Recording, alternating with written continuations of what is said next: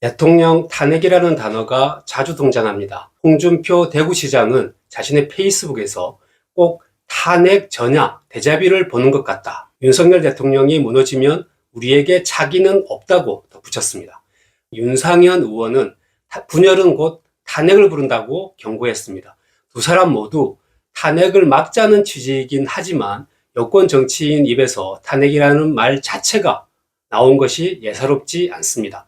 우리나라 헌정사에서 대통령 탄핵 소추는 노무현 대통령과 박근혜 대통령 두 번 있었습니다. 정치평론가 이철희 전 의원은 박사 논문에서 비교적 자세하게 노무현 대통령과 박근혜 대통령의 탄핵 과정을 분석을 하고 있습니다. 노무현 대통령 탄핵은 국회가 앞장서 추진을 했는데 대중이 저지한 케이스입니다. 반면 박근혜 대통령 탄핵은 국회가 아니라 촛불혁명으로 불리는 대중적 저항에 의해서 시작돼 마침내 국회 탄핵소추로 연결됐다는 점에서 차이가 있습니다. 탄핵에 영향을 미치는 요인은 크게 세 가지로 나눠집니다. 경제 실정이나 부패 스캔들로 대통령 지지율이 현저하게 떨어지고 대통령이 국회의 신임을 얻지 못하고 대통령을 거부하는 대중적 운동이 전개되는 것입니다. 노무현 대통령 탄핵 과정은 말 그대로 드라마틱합니다. 2004년 3월 9일 야당인 한나라당과 민주당 의원 159명은 국회에 탄핵 동의안을 제출합니다. 당시 여당이었던 열린우리당은 47석의 소수 여당인 탓에 탄핵 소추를 막지 못했습니다. 국회는 3월 12일 제적의원 195명 중 193명 찬성으로 탄핵안을 통과시킵니다. 야당이 내놓은 탄핵 사유는 노 대통령이 안희정, 양길승, 최도술, 이광재 등 측근 비리로 집권 정당성을 상실했고 선거 중립 의무를 위반했으며 세계적인 경기 호황에도 우리나라 성장률이 미국을 따라가지 못하는 세 가지였습니다. 헌법재판소는 탄핵 심판을 기각합니다. 노 대통령이 선거 중립 의무를 위반한 것은 맞지만 선거운동에는 해당하지 않는다고 봤습니다. 또 측근 비리는 대통령 직무와는 상관이 없고 경제 파탄은 탄핵 사유가 아니라고 봤습니다. 사실 한나라당은 노무현 대통령이 당선되자마자 탄핵 또는 하야라는 단어를 입에 담았습니다. 2000년 총선과 2002년 지방선거에서 승리한 여세를 몰아 정권을 연장하려 했는데 노무현 대통령이 방해를 했기 때문입니다. 기대와 달리 정권을 빼앗긴 한나라당은 노무현을 대통령으로 인정하지 않습니다. 당선 무효 소송과 선거 무효 소송까지 제기합니다. 공세는 점점 더 거세지고 있습니다. 이제는 하야니 탄핵이니 하는 말이 서슴없이 나오고 있습니다. 한나라당 정치인들은 대통령 탄핵과 하야를 검토해야 한다. 노 대통령은 이미 정치적으로 하야했다는 말까지 서슴지 않습니다. 이때 호남을 기반으로 한 민주당이 한나라당 주장에 동조를 합니다. 원래 노무현 대통령은 민주당 소속 후보였습니다. 그런데 민주당 지도부는 대선 과정에서 여러 번 노무현 후보를 교체하려고 시도를 합니다. 2003년 9월 노무현 대통령을 지지하는 의원들이 탈당을 해서 열린우리당을 창당합니다. 노무현 대통령도 민주당을 탈당합니다. 한나라당 최병렬 대표와 민주당 조순영 대표는 2004년 새해 첫 교섭단체 연설부터 탄핵 추진 의사를 공식적으로 밝혔습니다. 이때 노 대통령이 야당 공세에 기름을 붓기도 합니다. 4월 총선을 앞둔 2월 24일 열린우리당 지지 의사를 표명한 것입니다. 야당은 선거법 위반이라면서 중앙선관위에 유권 해석을 의뢰하고 중앙선관위는 공무원의 선거 중립 의무 위반이라는 해석을 내놓습니다. 당시 탄핵의 가장 중요한 변수는 사실 국민적 지지 여부였습니다. 탄핵소추안이 국회를 통과하고 실시된 한국갤럽 여론조사에서 탄핵에 공감하지 않는다가 71%를 넘었습니다. 그리고 2004년 4월 열린 총선에서 열린우리당은 47석에서 152석을 얻어서 제1당에 등극을 합니다. 반면 한나라당은 139석에서 121석으로 민주당은 59석에서 9석으로 몰락합니다. 그리고 헌법재판소는 5월 14일 탄핵을 기각합니다. 이 과정에서 가장 중요했던 것이 국민의 여론이었습니다. 박근혜 대통령 탄핵은 2016년 12월 3일 야당 의원 171명의 탄핵 발의로 시작이 됐습니다. 그해 12월 9일 4명 찬성으로 국회에서 탄핵안이 가결됩니다. 박 대통령 탄핵 사유는 5개의 헌법 위반 행위, 그리고 4개의 법률 위반 행위였습니다. 핵심은 최순실 게이트에서 드러난 국정농단 행위였습니다. 2017년 3월 10일 헌법재판소는 만장일치로 박 대통령 탄핵 심판을 인용합니다. 헌정사상 최초로 대통령을 파면한 것입니다.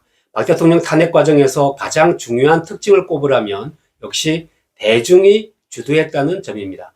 2016년 치러진 20대 총선에서 민주당이 123석, 새누리당은 122석으로 불과 한 석 차이였습니다. 총선이 끝나자 최순실 게이트가 시작이 됩니다. 보수 매체인 TV조선이 대기업을 대상으로 미르재단과 K스포츠재단의 기부금 모금 행위에 청와대가 개입했다고 의혹을 제기합니다. 그 배후에 비선실세 최순실, 지금은 최서원으로 이름을 바꾼 최순실이 있다는 의혹까지 나옵니다. 이후 박 대통령의 지지율이 급격히 하락합니다.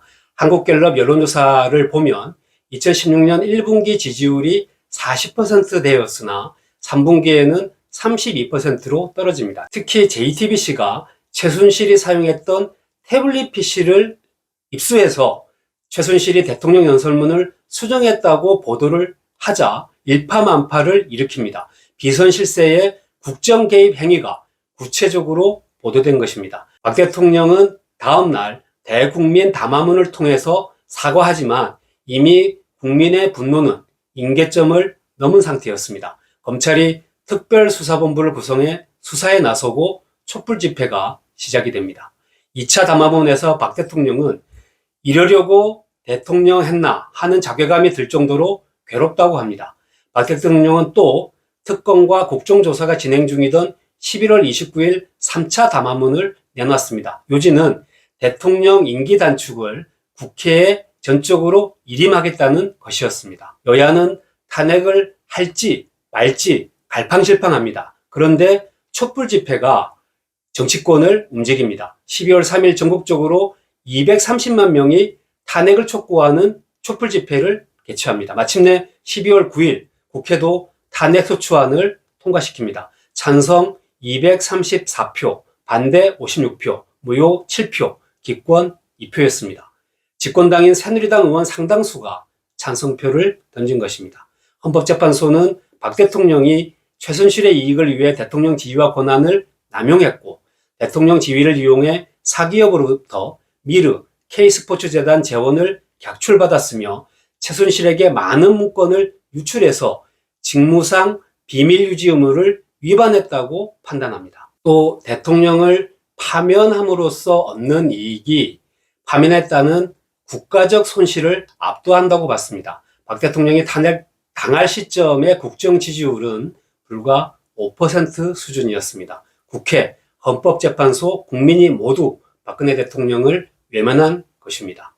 사실 박 대통령의 위기 원인은 2014년 세월호 참사에서 시작을 합니다. 2015년에는 당시 새누리당 유승민 원내대표를 배신의 정치라는 프레임을 씌워서 내쫓습니다. 친박, 비박의 권력 갈등이 표면화된 것입니다. 박 대통령은 또 총선 공천과 관련해서 진박, 비박 간별 논란을 일으키면서 김무성 대표와도 극심하게 대립을 했습니다. 김무성 대표가 대표 직인을 가지고 고향 부산으로 내려가는 이른바 옥새파동까지 일으켰습니다. 이런 과정을 거치면서 새누리당은 박근혜 대통령을 보호할 힘과 명분 모두 잃게 됩니다.